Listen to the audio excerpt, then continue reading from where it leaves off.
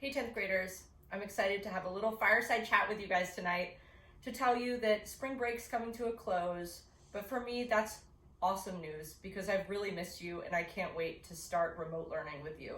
That's not entirely true. To be honest, I would rather be in an actual classroom with you, but we're gonna make the most of what we have and I can't wait to see you guys via Zoom in a few days. I'm obviously sitting here with a wooden puzzle of like a shipscape in like a weathered scenario like a normal person. Got a little cup of coffee and a book, and I'm excited to talk to you for just a minute. Don't worry, it won't be too terrible. I thought I'd actually read a poem. I know you're just thinking to yourself, you told me it wouldn't be too terrible, but I swear to you, it's a poem that's easy to understand. It's not too long, and I think it gets at some important things I want to talk to you about for just a second. So I'm pretending that this is on this old school book that is like leather and old seeming, but actually I'm reading from my phone. So teachers, they're just like you, except not, we're lame. Okay, here we go. The poem is called Such Singing in the Wild Branches. It's by American poet Mary Oliver. It was spring, and I finally heard him among the first leaves. Then I saw him clutching the limb in an island of shade, with his red-brown feathers all trim and neat for the new year. First, I stood still and thought of nothing. Then I began to listen.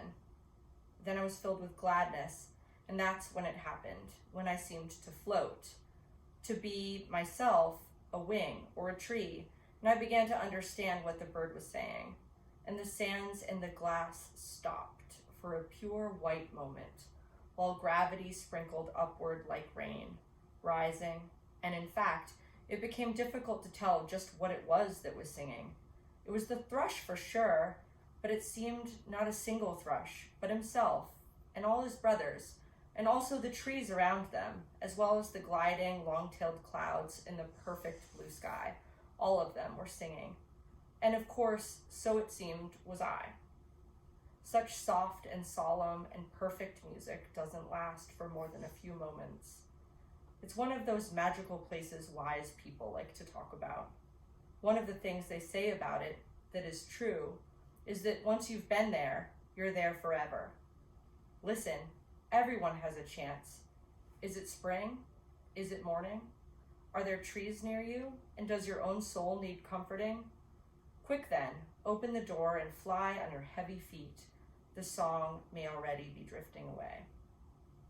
And I just want to tell you tonight that we might not be in our classroom on Stanwich Road campus, but once you've been there, you're there forever. And even though we'll be in a Zoom call, we'll be far from one another, I like to think that we'll be still sitting together, talking about literature, talking about poems. And I really miss all of you, and I can't wait to start remote learning with you really soon. Thank you. I hope you have a great night, and I'm going to get back to my lame wooden puzzle.